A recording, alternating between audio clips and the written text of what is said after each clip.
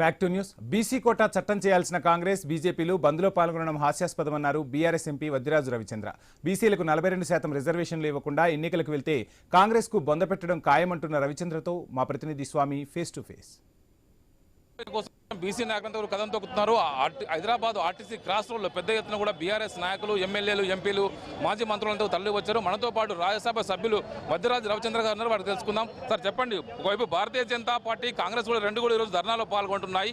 చేయాల్సిన రోడ్ల మీదకి వస్తే వారికి ఏం చెప్తారు? కాంగ్రెస్ పార్టీ కూడా ధర్నాకు రావడంలో హాస్యాస్పదం.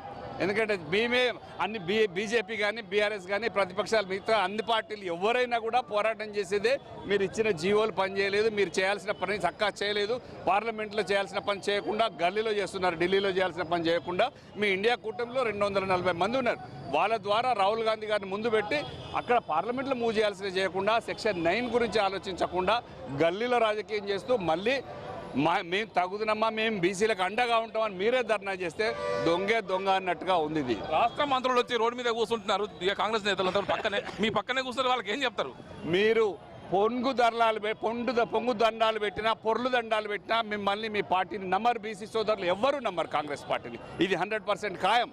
ఒకవైపు భారతీయ జనతా పార్టీ కూడా ఒకవైపు జనాభా లెక్కలు తీస్తామంటున్నారు. రాష్ట్రంలో మాత్రం కేంద్రంలో ఉన్న మంత్రులుగా ఎవరు స్పందించట్లేదు.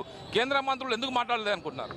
ఖచ్చితంగా కేంద్ర మంత్రులు కూడా మాట్లాడే వాళ్లకు 8 మంది బీజేపీ ఎంపీలు ఉన్నారు. కాంగ్రెస్ పార్టీ ఎంపీలు బీజేపీ 8 మంది ఉన్నారు. మేము రాజ్యసభలో ఉన్నాం. మా సపోర్ట్ ఎప్పుడు అవసరమైతే అప్పుడు చేయడానికి మేము సిద్ధంగా ఉన్నాం. కొట్లాడాల్సింది ఢిల్లీలో, పార్లమెంట్లో, ఇక్కడ కాదు. లోకల్ బాడీ ఎలక్షన్ సంబంధించి ఇప్పటికీ హైకోర్టు స్టే ఇచ్చింది. ఎలక్షన్స్ ప్రాసెస్ ఆగిపోయింది.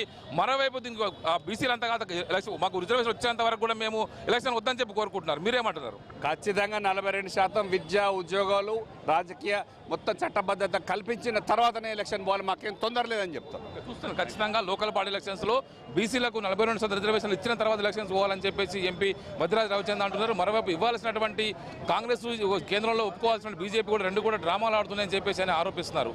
కెమెరామెన్ హనుమంతుతో ఏవై స్వామి, ఐ న్యూస్, హైదరాబాద్.